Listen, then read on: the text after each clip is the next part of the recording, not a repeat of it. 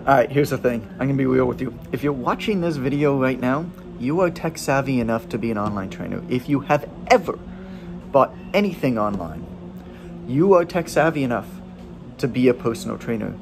You don't need a big tech stack. You don't need to understand this new software. You don't need to figure out how to navigate social media like some crazy maven. It is all a misnomer. A lot of this is actually people trying to sell you things, people trying to sell you software, people trying to sell you the best way to do something, when the reality of it is, to get started with online training, you don't need to pay a cent. You don't need to learn anything you don't already know how to do. If you have ever used Microsoft Excel or Google Drive, Google Sheets, email, and PayPal, you know enough.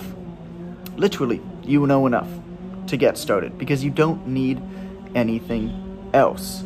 To start, you need email, something like PayPal or Venmo, some way to accept money, and then a phone.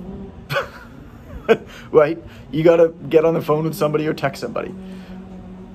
To acquire clients, your initial clients are always going to come from your existing network. Seth Godin, who's a marketing leader, business leader, wrote a book years ago. I mean, this is almost like before even the day of the internet, but it applies more now than it ever did, called permission-based marketing. And the idea is you reach out to people before you're selling to them, and you introduce the concept to them, and you ask for their feedback on that concept, giving you permission to talk about your thing to them. If you reach out to somebody when it's ready, when you're trying to sell it, well, now you're trying to sell somebody something and they probably don't have time to listen, or they may not want that thing right now at this second.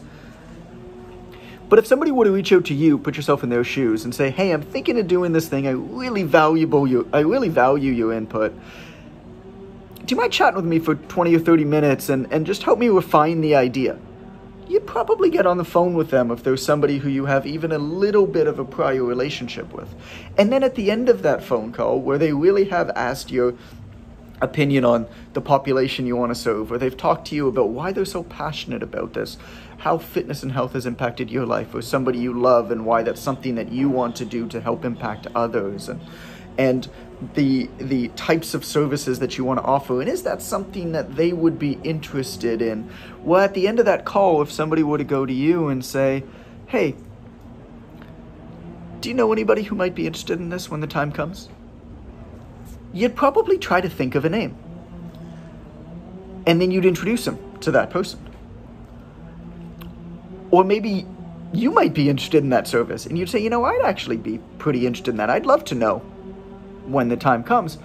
That's how initial client acquisition should go. It's not cold content to social media. It's not paid advertising. It's none of this stuff that requires any tech. It actually happens behind the scenes in conversations like that, based on this principle of permission-based marketing, where you are legitimately speaking to somebody who you have a prior relationship with, asking for their feedback, and then at the end of it, they're bought into the idea.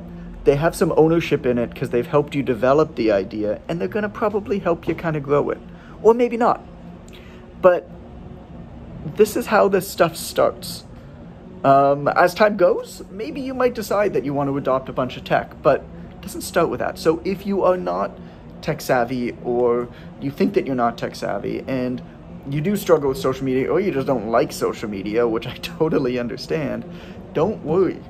You can get started, and you can do a really, really good job.